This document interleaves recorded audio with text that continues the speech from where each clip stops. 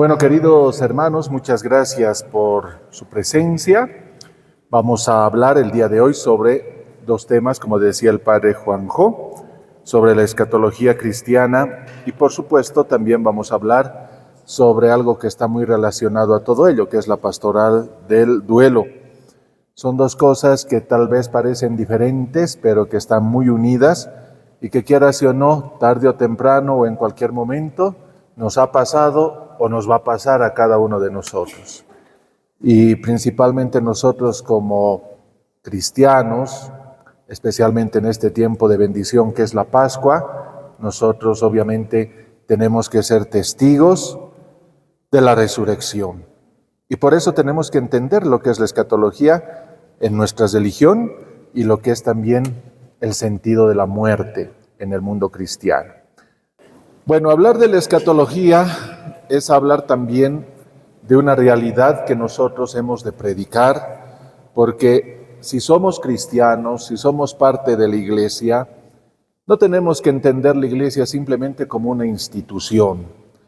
No tenemos que entender la iglesia simplemente como un lugar donde se dan sacramentos, o un grupo humano, o una ideología. Si nosotros tenemos esa mentalidad, quiere decir que no hemos entendido el sentido de lo que es iglesia.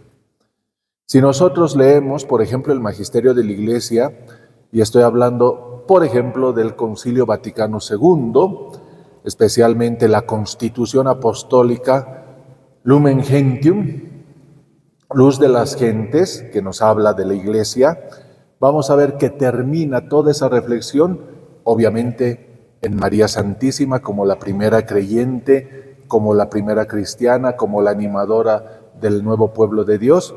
Pero antes de terminar toda la parte dogmática, se nos habla de la escatología, porque nosotros somos un pueblo que camina y que va hacia la resurrección.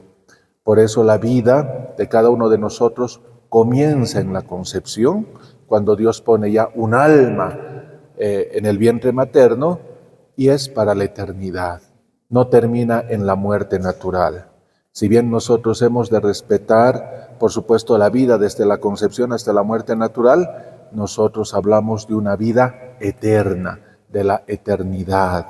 Y esa es la razón de nuestra prédica, esa es la razón de lo que nosotros estamos viviendo, porque en la fe cristiana nosotros creemos principalmente en la columna vertebral de nuestra fe, que es la resurrección. Ya lo decía el apóstol San Pablo, si Cristo no hubiera resucitado, seríamos los hombres más tristes, más dignos de pena de la humanidad, porque estaríamos como las otras ideologías humanas, tras el recuerdo de un muerto que existió, pero que ya no existe. En cambio, si Cristo ha resucitado, es la razón por la cual nosotros primero creemos, segundo celebramos al resucitado, especialmente este tiempo de Pascua nos está llevando a celebrar al resucitado y lo celebramos y lo vivimos cada celebración eucarística y cada vez que celebramos la liturgia, ¿no? Y vivimos la experiencia del resucitado. Por eso, mis hermanos, la resurrección es el eje fundamental de nuestra fe. Pero para entender la resurrección, también tenemos que entender la muerte. Vamos a darnos una miradita a lo que era el sentido de la muerte en el antiguo pueblo de Israel y cómo ha ido progresando la concepción de la muerte hasta llegar a la luz plena y a la luz total que es Jesucristo. Porque Jesucristo es la revelación plena y total y absoluta. Entonces nosotros, queridos hermanos, en este tiempo pascual, preparación al Corpus, y además en el Corpus nosotros participamos de la presencia del resucitado de forma sacramental en su cuerpo místico que es la Iglesia, a la cual nosotros pertenecemos, donde Él es la cabeza y nosotros sus miembros. Bueno, entremos en materia, veamos. ¿Cómo se entendía la muerte en el antiguo pueblo de Israel? Israel durante mucho tiempo no tuvo ideas muy claras sobre el más allá. Habrá que esperar al final del Antiguo Testamento y sobre todo al Nuevo Testamento para tener ideas claras de lo que sucede después de la muerte. Cuando nosotros leemos la Sagrada Escritura, seguramente vamos a ver un montón de palabras desconcertantes sobre la muerte, pero tenemos que entender el proceso de revelación. Dios no se ha revelado de a una, de forma total, no. El Señor, como un buen papá, ha querido de a poquito mostrarse. Primero se ha mostrado, nos dice el Catecismo de la Iglesia, por medio de la creación. El primer diálogo que ha tenido el Señor con nosotros ha sido la creación.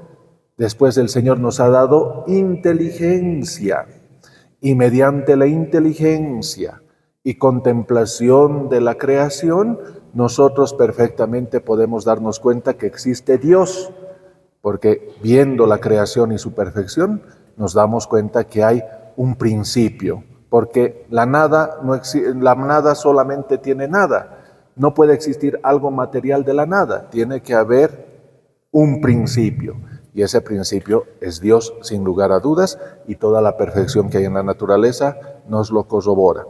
Sin embargo, el Señor ha querido mostrarse a nosotros mediante la revelación. Él ha querido mostrarse de forma extraordinaria mediante la gracia de la revelación, principalmente en un pueblo, en el antiguo pueblo de Israel.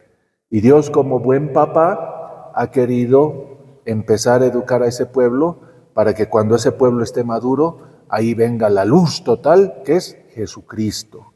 Y Jesucristo ya es la revelación plena, absoluta y total. Entonces, el Señor, así como un papá cuando empieza a enseñar a su hijito las cosas más básicas, así ha empezado el Señor a revelarse al pueblo de Israel por medio de los patriarcas, por medio de los profetas, y como dice la carta a los Hebreos 1:1, que el Señor de muchas maneras, de muchas formas en el pasado se ha revelado a nuestros padres por medio de los profetas, pero en este tiempo final Él ha querido revelarse plenamente en su Hijo Jesucristo. Entonces es de comprender que el misterio de la muerte también ha sido algo que el Señor ha ido revelando de forma progresiva en el pueblo de Israel. No nos olvidemos que si nosotros apelamos, por ejemplo, a la arqueología, nos vamos a dar cuenta de que los primeros indicios de civilización, por más precaria que sean, siempre han sido los enterramientos. Cuando se encuentra en la arqueología, por ejemplo, tumbas donde hay personas enterradas de cuerpo entero y que tengan utensilios, ya sea de uso doméstico o armas o comida junto a ellos, quiere decir que ya en esos antiquísimos tiempos ya había una intuición del más allá, de una vida después del misterio de la muerte. Entonces es así que Dios ya estaba manifestando en el corazón del hombre desde la antigüedad el tema de la muerte. La teología bíblica, de una forma poética, nos narra la historia de nuestros primeros padres, Adán y Eva. Y el pecado ha sido causante de la muerte. Polvo eres y al polvo volverás. Ha sido una forma preciosa que el escritor sagrado nos muestra el misterio de la muerte, que nosotros después lo comprendemos desde la fe en Jesucristo. Pero vayamos al comienzo. El pueblo de Israel al comienzo no tenía una conciencia clara de lo que era la muerte. Y es ahí donde empieza de a poquito intuir qué significa la muerte.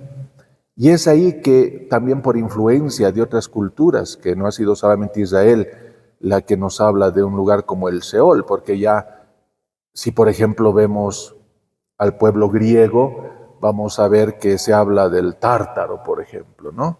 O del Hades. Entonces, ya en el pueblo de Israel ya había una intuición sobre dónde van las almas de los que mueren. Y se habla de la idea del Sheol, lugar indeterminado donde moran los que han abandonado este mundo. Es un lugar oscuro, lejos de Dios, donde no es posible la comunicación. Estar en el Sheol es habitar en el silencio. ¿Qué quiere decir todo eso, mis hermanos? Que en el comienzo, en la época, por ejemplo, de los patriarcas, el pueblo de Israel no tenía una conciencia clara de lo que era el más allá. Se pensaba que había un espacio, algunos dicen un lugar, otros dicen una circunstancia que era el Sheol, el lugar donde iban todos los muertos. Seguramente ustedes, especialmente en el mundo protestante, especialmente en el mundo pentecostal y neopentecostal, que son tan agresivos contra la iglesia, las sectas, estamos hablando no de las iglesias históricas, aunque también tienen este concepto, pero principalmente de las sectas muchas veces utilizan pasajes de este periodo del pueblo de Israel para justificar su teología.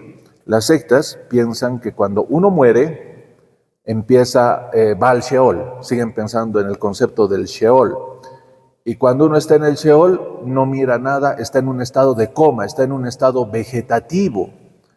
Y ellos dicen, uno muere, cierra sus ojos y los abre nuevamente, y cuando los abre ya es el día del gran arrebato, ya están siendo arrebatados al cielo.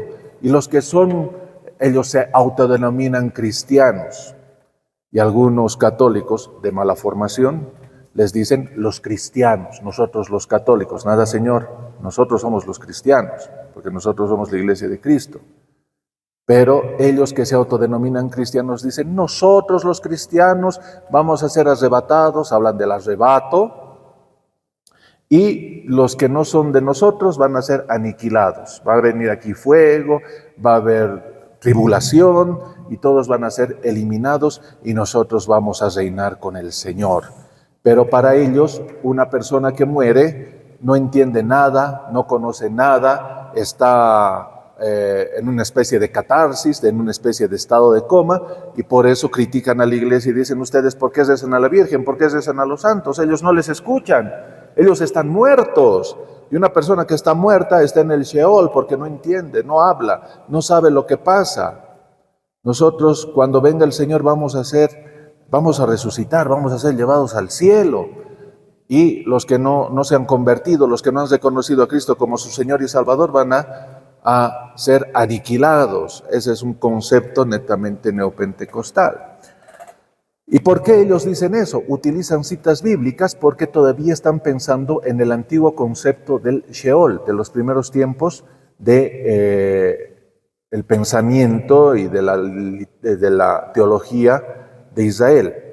¿Qué es el Sheol? Voy a poner algunos casos. Por ejemplo, una persona que entra en el Sheol, en ese pensamiento, era una persona que habita en el silencio. Si vemos el Salmo 94, 17, dice, si Yahvé no viene en mi ayuda, bien presto mi alma morirá en el silencio. Es la actitud que se tiene ante la muerte. El Sheol también es el olvido.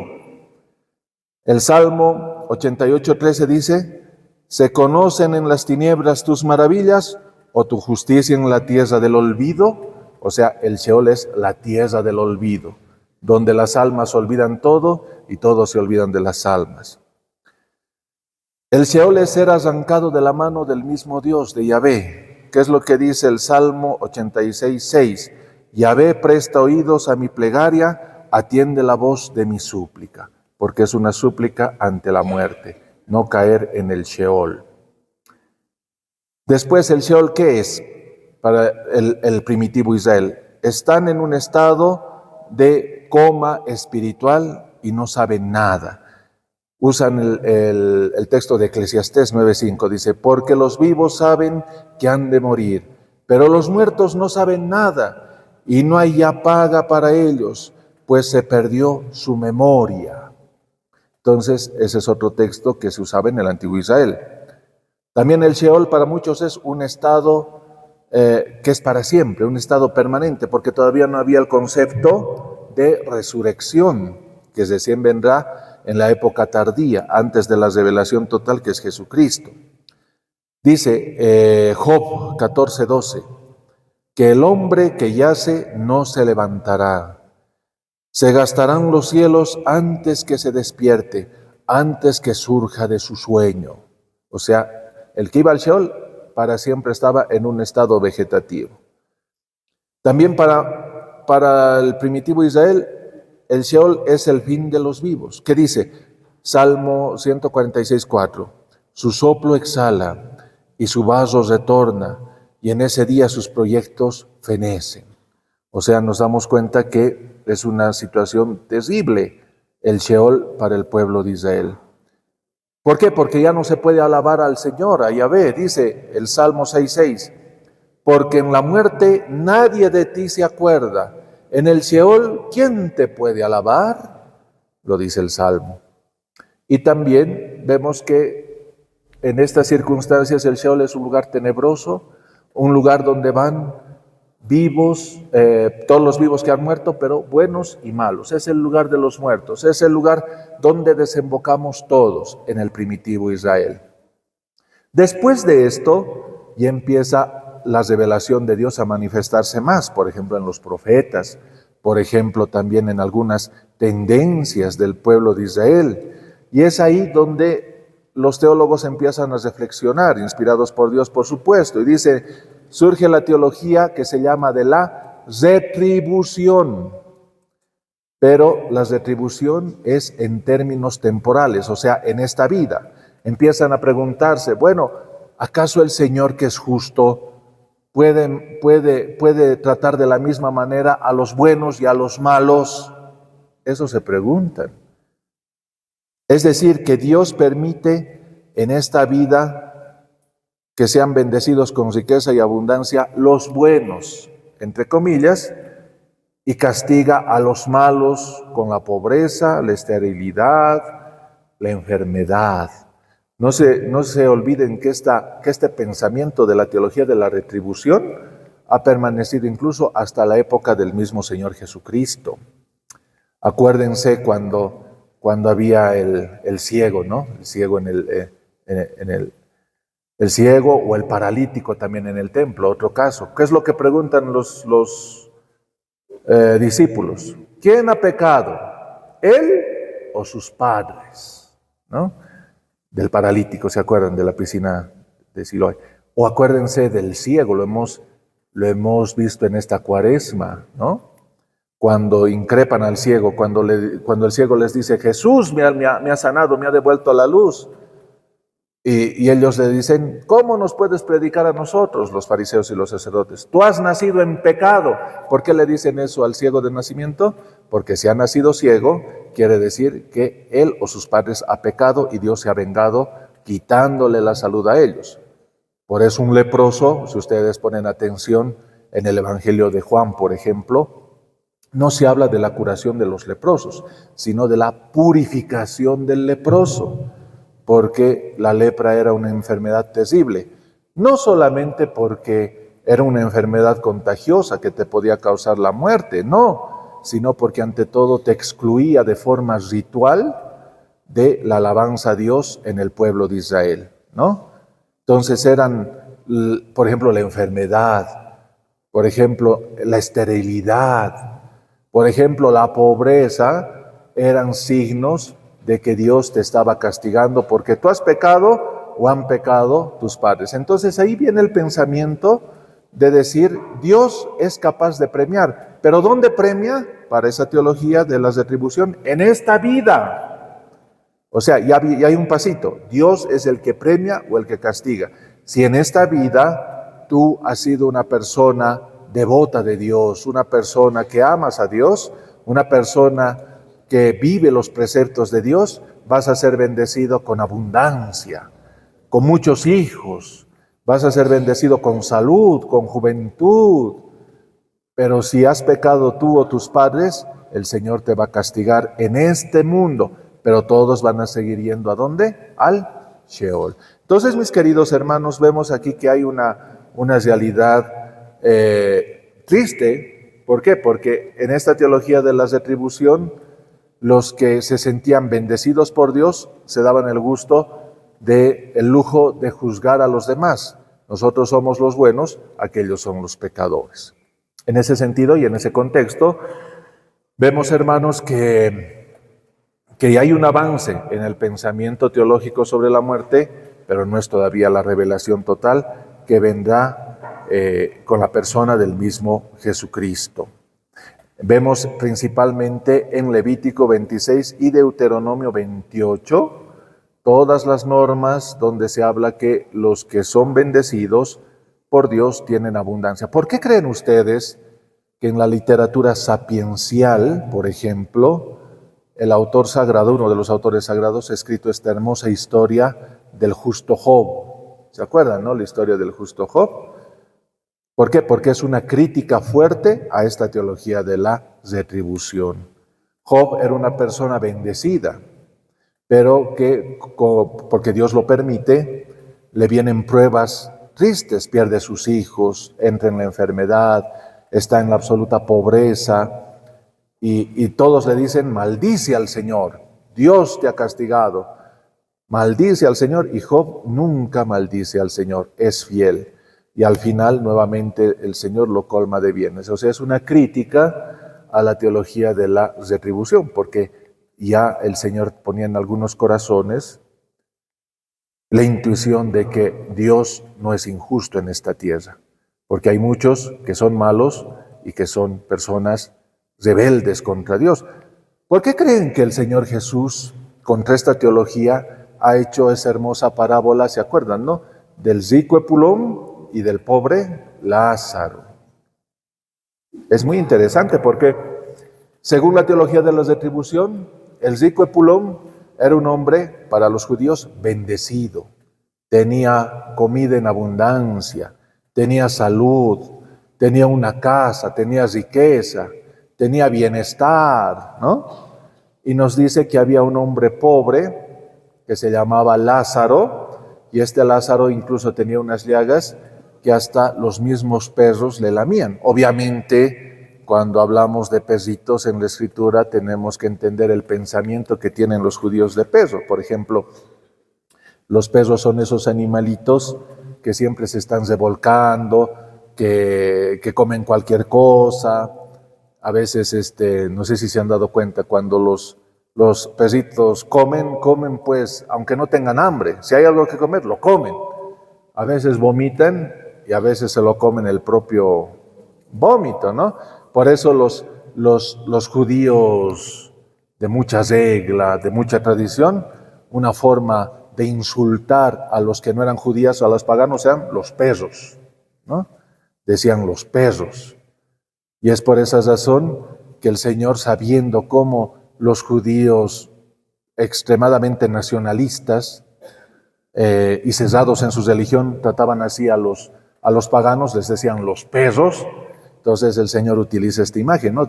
Como diciendo, Lázaro, un hombre judío, que su hermano Epulón no le quiere dar un pedazo de pan porque lo considera pecador y lo considera maldito, hasta los perros, o sea, los paganos, le lamían las heridas. Como decir, hasta los paganos le daban limosna, hasta los que no eran de Israel le daban atención, y no su hermano de raza y de religión.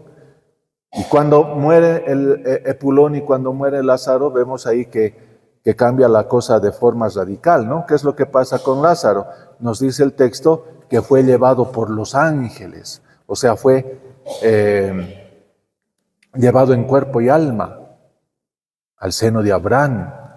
En cambio, el rico Epulón estuvo en el lugar de tormento, ¿no? Entonces, después la parte final es hermosa, porque de alguna manera nuestro Señor se está quejando de que, aunque un muerto resucite, si no quieren creer en Moisés, en los profetas ni en las Escrituras, no van a creer en la verdad de fe. Jesús se está refiriendo a sí mismo cuando habla del muerto que resucita, porque Él ha resucitado, pero los judíos extremistas hasta el día de hoy no lo aceptan. Por más que un muerto resucite, los que no quieren creer, no quieren creer, ¿no? Entonces se dan cuenta que hasta la época del Señor Jesús había esta teología de la retribución, ¿no? Y vemos que el Señor la ha combatido. ¿Por qué? Porque también había en la época del Señor muchos grupos que eran cesados en torno a esta teología de la retribución y al pensamiento antiguo de que los muertos van al Seol y ahí termina su vida. No piensen que todo el pueblo de Israel pensaba lo mismo. Había diversidad también de criterios, de teologías. Por ejemplo, los hombres de élite que se llamaban los saduceos. Principalmente ellos estaban encargados del templo, eran personas dirigentes, importantes en el Sanedrín, eran una élite. Ellos, los saduceos, creían solamente en la Torá, en los primeros 5 libros. Por eso su pensamiento se quedó en el pensamiento antiguo de Israel. Por eso ellos no creían en la resurrección. Los que sí creían en la resurrección eran los fariseos, porque los fariseos eran aquellos que contemplaban como sagrado no solamente la Torá, sino también los profetas, ¿no? Entonces ahí había una pelea. ¿Se acuerdan cuando al Señor le quieren hacer una trampa, ¿no? Los saduceos le hacen una pregunta al Señor Jesús, lo que los fariseos no han podido contestar, ¿no? ¿Qué pasa si una mujer tiene un marido, su marido se muere, pero por ley tiene que casarse con el hermano, y así se ha casado con 7 de los hermanos, todos han muerto? Al final, esta mujer, ¿de quién va a ser pues su esposa? Esta era una pregunta maliciosa, porque los fariseos no sabían qué responder, porque tenían un grave problema. Si iba a resucitar esta mujer, iban a resucitar sus 7 maridos, entonces era una adúltera, según la ley. Y un adúltero no puede entrar en el reino de los cielos. O sea, era una pregunta maliciosa, pero ahí el Señor nos da una revelación. Qué tontos son ustedes, les dice, ¿no? Porque otra cosa es la resurrección, otra cosa son nuestros cuerpos glorificados. Seremos como ángeles, ya no habrá esposo, esposa, ya no habrá la relación que nosotros tenemos aquí en la tierra. Es otra cosa nueva, es una cosa nueva. Entonces, vemos que el Señor también ha confrontado, por ejemplo, al grupo de los saduceos que no creían en la resurrección. Acuérdense cuando los fariseos y los saduceos se han confabulado para atacar a Pablo. ¿Qué es lo que ha dicho Pablo en el anfiteatro? Yo soy fariseo, soy hijo de fariseos, profeso mi vida como fariseo, y aquí me han traído, me están juzgando porque me están diciendo que no existe la resurrección. Por mi creencia en la resurrección me están juzgando. Claro que Pablo hablaba de la resurrección en Cristo, pero ahí han empezado a pelear, nos dice el texto de Hechos de los Apóstoles, los fariseos y los saduceos, por el tema de la resurrección, porque los fariseos sí aceptaban el tema de la resurrección, pero en el último día, como más o menos piensan las sectas.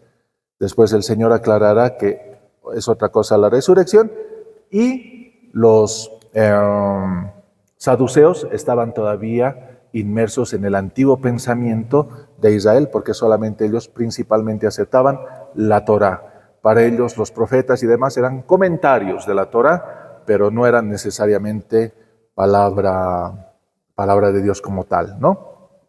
Entonces vemos ahí que ya hay una controversia entre las distintas escuelas del mundo judío, incluso en la época del Señor Jesús. Va cambiando la teología de a poco en el pueblo de Israel, ya la revelación ya se hace más fuerte, ya la luz se hace más densa, más clara, hasta que llega Jesucristo, que es la luz total. El cirio pascual nos lo representa, ¿no? Y empieza a darse cuenta el pueblo de Israel por revelación divina, siempre pongo esto, no es una elaboración humana, que Dios es el Señor de la vida y también debe serlo de la muerte y de los muertos. O sea, no pensemos como en el mundo griego que hay un Dios en los océanos, hay un Dios general que es Zeus y tiene un hermano que es Hades, ¿no? Que es el Señor del inframundo. No. Hay un solo Dios. No existen varios dioses. Esto también ha sido después de un largo proceso. Entonces se adora a un solo Dios. Y ese Señor es el Dios de los vivos y es el Dios de los muertos. Y por eso ya vemos en otros salmos, por ejemplo en el Salmo 16, versículos como este: no abandonarás mi vida en el Sheol, ni dejarás a tu amigo ver la fosa. O sea, ya vemos que el Señor puede librarnos de la realidad del Sheol. Dios, rescata mi vida, de las garras del Sheol me tomarás. Salmo 49, 16. Entonces ya vemos, mis hermanos, que el Señor no tiene límites, que el Señor no tiene fronteras, es el Señor de la vida, de los vivos, y también es el Señor de los muertos. Entonces aquí ya viene la reflexión. ¿Será posible que los muertos, o sea, digamos, que una persona vive en este mundo y si muere, todos vayamos al mismo lugar? ¿Vayamos terminemos de la misma manera? ¿Que solamente las bendiciones de Dios sean temporales, sean por 20, 30, 40, 80 años en los cuales vivimos en este mundo y después todos acabamos en lo mismo? ¿Será posible que ese sea el destino del hombre? O sea, entonces, ¿para qué ser bueno o malo? Da igual si todos vamos a acabar en lo mismo. Entonces, es ahí donde nos damos cuenta de que el Señor ya revela en los corazones que en el más allá hay también justicia. De esto lo vamos a hablar en la doctrina cristiana que nos toca ver en el catecismo. Nosotros los católicos tenemos un libro, porque nosotros usamos la Biblia completa, ¿no? La Sextuaginta, ¿no? La versión alejandrina de los 70, lo que usaban nuestros apóstoles, los apóstoles, porque cuando los apóstoles han empezado a evangelizar, han hecho católico el cristianismo. ¿Desde dónde ha empezado a anunciarse el evangelio a los pueblos paganos? ¿Si alguien se acuerda? ¿Desde dónde? Si alguien ha ido a misa ayer, se va a acordar la primera lectura de ayer. Sí, de los Hechos de los Apóstoles, pero desde un lugar en especial. Desde Antioquía, ¿no? Desde Antioquía, cuando los perseguidos del grupo de Esteban estaban siendo correteados por los judíos extremistas, se fueron a distintos lugares fuera de la actual Palestina, del actual Israel, y un lugar donde fueron fue en Antioquía. Ahí incluso Pablo estuvo siendo instruido por Bernabé, ¿no? Antes de empezar la misión. No se olviden que cuando la iglesia salió al mundo pagano, el caldo de cultivo del evangelio eran las sinagogas, ¿no? Porque en las sinagogas no solamente habían comunidades judías, de judíos nacidos en el exterior, en la diáspora. Junto a las sinagogas también habían paganos simpatizantes de los judíos. Habían dos clases de paganos. Unos se llamaban los prosélitos. ¿Quiénes eran los prosélitos? Eran, como decir, un fenómeno que solamente había principalmente en la diáspora, o sea, fuera de Israel. Eran aquellos paganos que eran adoptados por el mundo judío, ¿no? O sea, eran circuncidados, se casaban con una judía, podían entrar a la sinagoga, o sea, eran personas, digamos, que se han convertido a la religión judía, aunque el judaísmo no es una religión exactamente, ¿no? Es un pueblo. Entonces habían los prosélitos. Y había también otro grupo de paganos que no querían ser judíos, que no querían vivir como judíos, pero sí creían en el Dios de los judíos, en el único Dios. A eso se les llamaba los temerosos de Dios, ¿no? Por ejemplo, Cornelio era temeroso de Dios. Por ejemplo, ¿se acuerdan del centurión? Cuando el Señor estaba anunciando el evangelio, le dicen los mismos judíos, los mismos rabinos, tal vez algunos fariseos, le dicen, maestro, ayúdale al centurión, es buena gente, nos has regalado una sinagoga, es bueno con nosotros. Y ese centurión es elogiado por nuestro Señor porque dice, ni siquiera en Israel he visto una fe tan grande como de este hombre, o sea, de un pagano. Él era temeroso de Dios, o sea, creía en el Dios de Israel. Entonces, los primeros paganos que se han convertido a la fe cristiana han sido los temerosos de Dios y los prosélitos, y algunos judíos en las sinagogas que estaban fuera de Israel. ¿Por qué? Porque ellos ya estaban pues adelantados en el conocimiento de la historia de la salvación, y cuando encuentran al Mesías se dan cuenta que ya no es necesario la circuncisión, ya no es necesario la ley, ya no es necesario los preceptos, sino del bautismo, la gracia.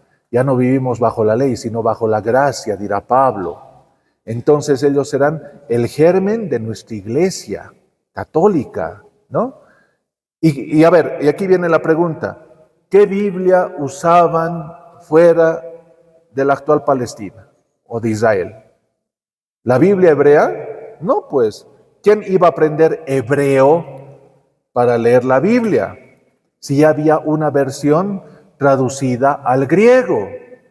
Entonces, la versión de la Biblia traducida al griego, con los deuterocanónicos, que son los libros que nosotros tenemos, obviamente ha sido el libro sagrado que han usado los discípulos, los varones apostólicos, como por ejemplo Felipe, como por ejemplo Bernabé y demás, han utilizado esos libros en la Biblia, la Sextuaginta, para anunciar el Evangelio, ¿no?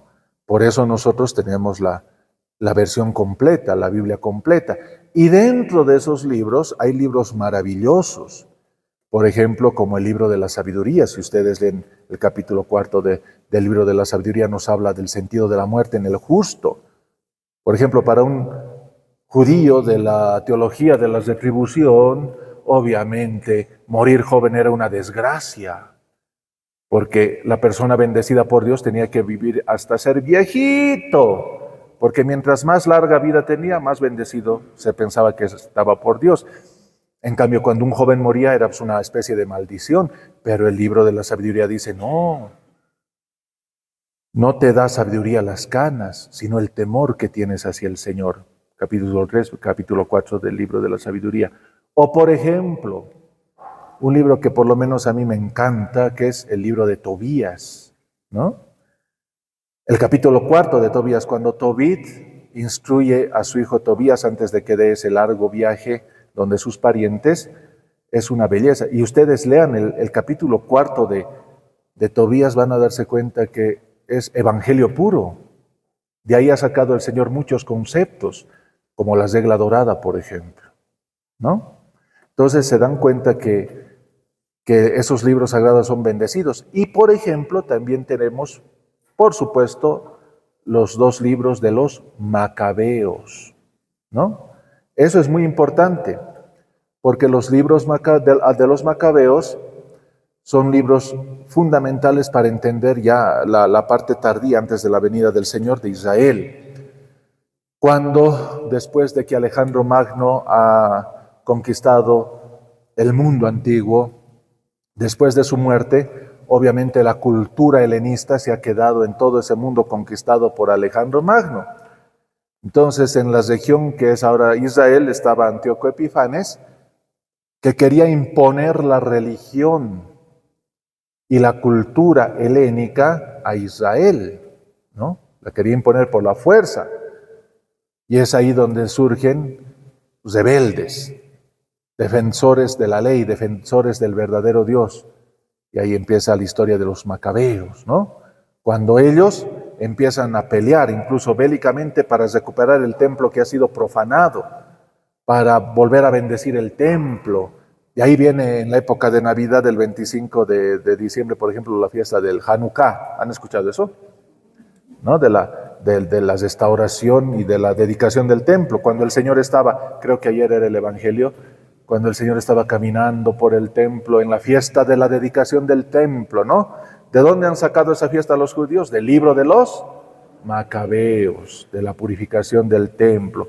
Bueno, ¿qué de riqueza tiene este libro de los Macabeos? Primero, que en la guerra que se tenían contra los griegos había una situación difícil. ¿Cuál era esa situación difícil? De que muchos jóvenes morían por amor ¿a quién? A Dios. Vemos tantos mártires, ¿no? ¿Se acuerdan de la mamá que anima a sus hijos a que den su vida por Dios, ¿no? Diciendo, va a haber resurrección, vamos a tener un premio. Acuérdense, por ejemplo, Matatías creo que se llamaba este santo, del que le dicen, ¿no? Era muy estimado y los griegos mismos le dicen, te vamos a hacer comer otra carne, pero hazles creer a los demás que estás comiendo carne de cerdo para que sigan tu ejemplo. Y este santo que dice, capítulo 6 del segundo libro de los Macabeos, ¿qué es lo que dice? Yo ya soy viejo. ¿Cómo toda mi vida he cumplido la ley? ¿Cómo a estas alturas quieres que yo peque? Prefiero morir por Dios, pero serle fiel hasta el final, ¿no? y no acepta una doble moral. Entonces, estos mártires que mueren por la causa de Dios, obviamente tienen que tener una recompensa, ¿no? ¿Se acuerdan que ahí empieza el tema de la resurrección? Ya está claro el tema de la resurrección, que lo confirmará y lo anunciará nuestro Señor Jesucristo en el Nuevo Testamento. ¿Por qué? Porque los mártires que mueren por Dios, ¿se van a ir al Sheol como los malvados? No, tienen que tener un premio. Tiene que haber para ellos algo más, porque han dado su vida heroicamente por Dios frente a los enemigos que querían destruir la religión del Señor. Y es ahí donde empieza el tema de la resurrección, a poner fuerza, énfasis en el libro de los Macabeos, que está en el canon de nuestras Biblias católicas, ¿no?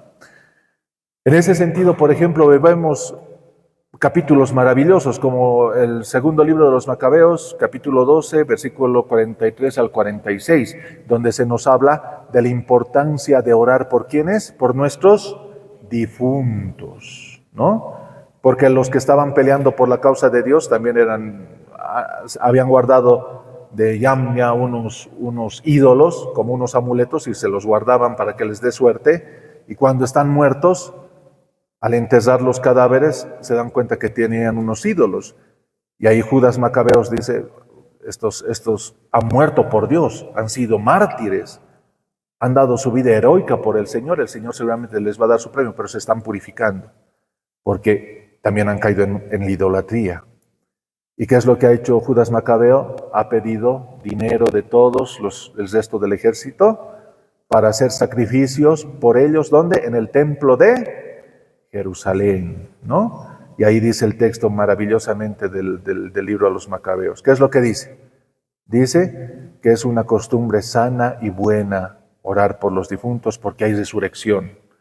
Porque si no hubiera resurrección, vano sería todo. Entonces se dan cuenta que ya en el libro de los Macabeos, en nuestro canon católico, está el tema de la resurrección, que nuestro Señor lo va a confirmar en el Nuevo Testamento.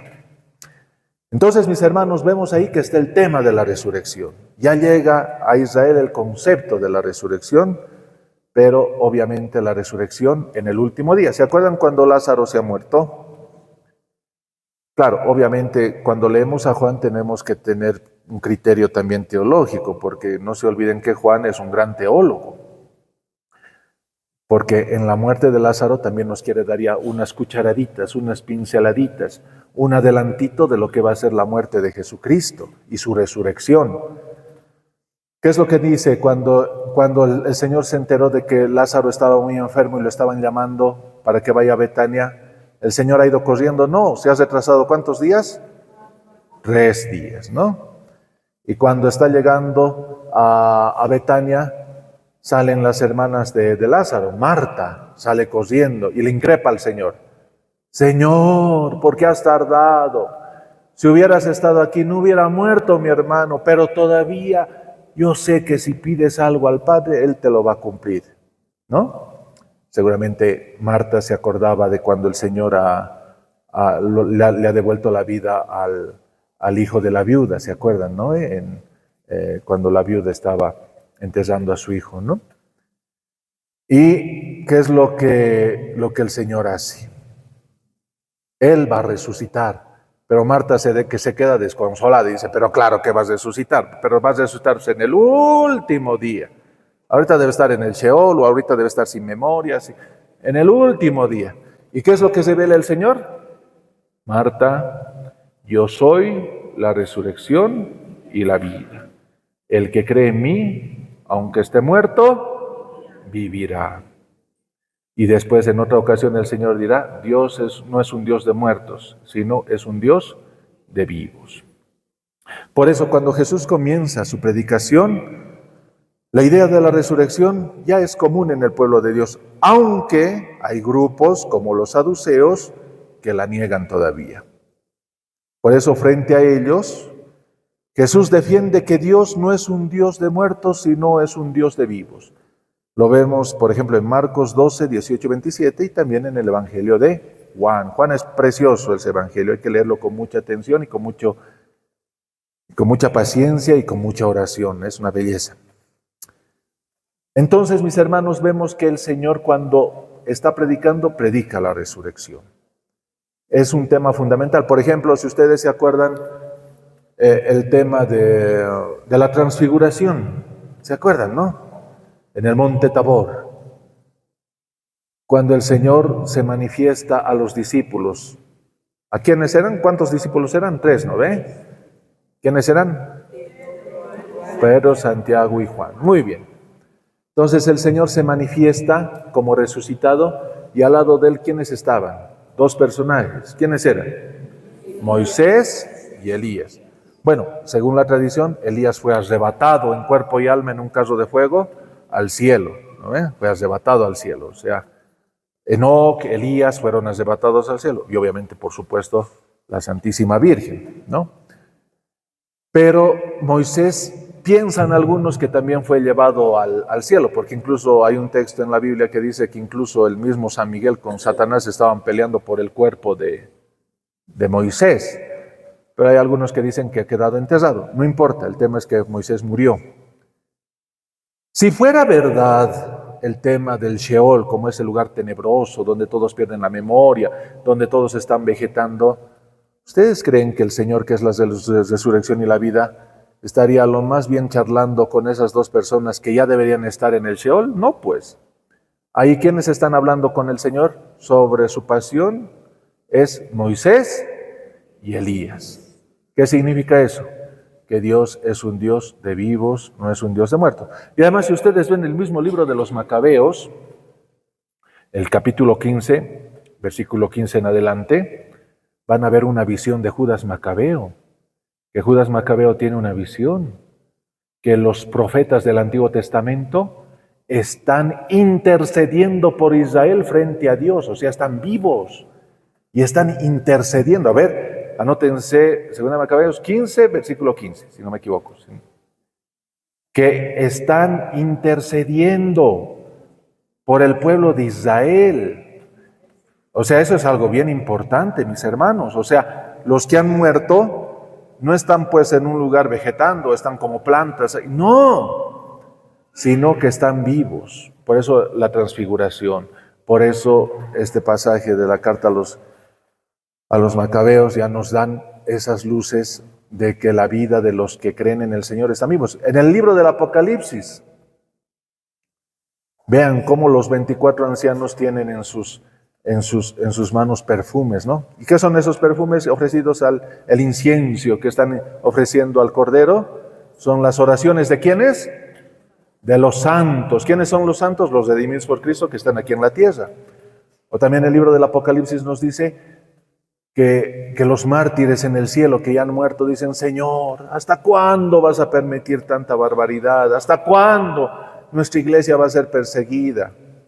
O sea, los mártires en el cielo están pidiendo por los vivos aquí en la tierra. O sea, miren, el Nuevo Testamento ya nos da luces claras de lo que es la nueva vida en Jesucristo, que no es como se pensaba en el antiguo pensamiento del Sheol, sino que ahora los que están aquí y los que están en el cielo estamos unidos en la intercesión, ¿no? Entonces, por eso vemos que la resurrección en Cristo, 1 Corintios 15, 26, ha de ser, Hechos 2, 14, 41, va a ser el tema principal del querigma, del primer anuncio de la predicación de los apóstoles. Por ejemplo, ahí vemos la predicación de Pedro y los apóstoles, que será en torno a la resurrección del Señor. Porque la resurrección del Señor para nosotros es el fundamento y la razón de toda la vida en Jesucristo. La vida nueva. Por eso la vida de nosotros no termina en la tumba, termina en la eternidad. El fin de nosotros no es la tumba, el fin de nosotros es la vida eterna, ¿no? Pablo dirá que la muerte no desapareció del todo, sigue en la historia.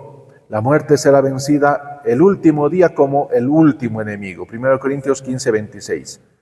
Porque todavía está la muerte en la historia, pero desde que Cristo fue resucitado y fue resucitado en un cuerpo glorioso, nosotros tenemos esa esperanza de resucitar con cuerpos gloriosos. Acuérdense bien todo esto porque cuando hablemos de la pastoral del duelo hay que tener en cuenta estos conceptos.